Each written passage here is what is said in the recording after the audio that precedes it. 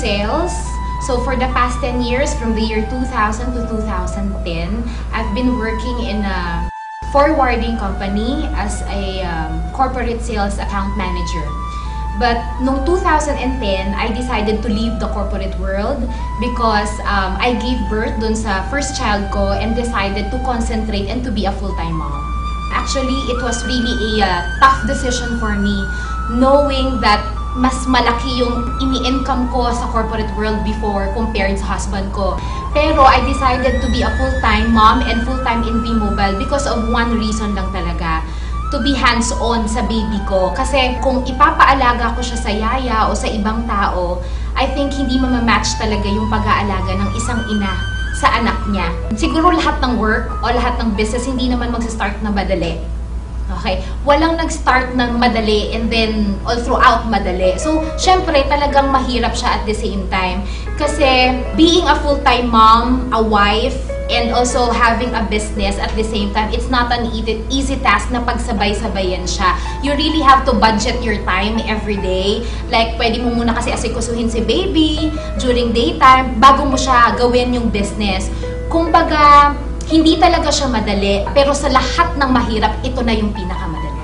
Lagi tumatatak sa isip ko, sa business na ganito, ang pinakamadaling gawin talaga, mag-quit.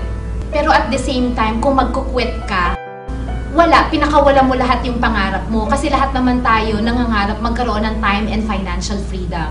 Pero siguro isang pinaka-the best na quote o pinaka-the best na nagbigay sa akin ng inspiration to move on is yung quote na binigay ng husband ko sa akin.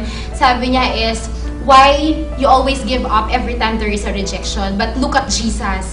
He never gives up on us every time na lagi natin siyang nire-reject.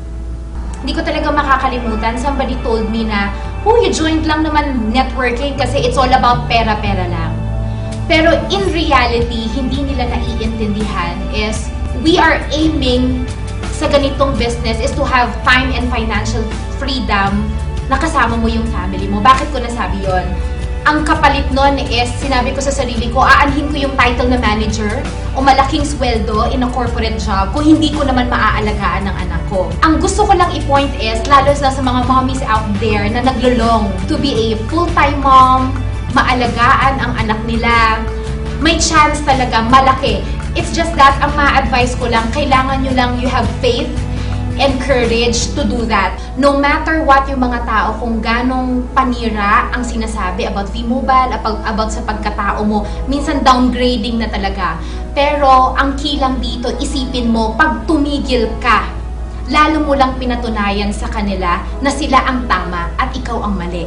So by continuing the business and showing your results to them na meron talagang nangyayari sa buhay mo, that's the best thing na pwede mong ipakita sa tao na you made the right choice in doing V-Mobile, not by being an employee and mawawalan ka na halos ng time para sa family. To be honest, ang pinang-invest ko dito in joining the business is last money na naming mag-asawa sa bank. Ang pera na lang namin that time is only 12,000 pesos and I invested that during the time way back 2011. Nung pag-uwi ko, 36 pesos na lang yung laman ng bank account namin. Hindi ko alam kung anong pwedeng mangyari. One thing lang ang objective ko, to take care of my child and earn at the same time. Hindi ko na nilong na lumaki pa yung sweldo. Hindi ko kailangan ng manager na title. In reality, V-Mobile taught me that more than the manager na title, mas maganda palang tawagin ka as a mentor ng libo-libo mong mentors on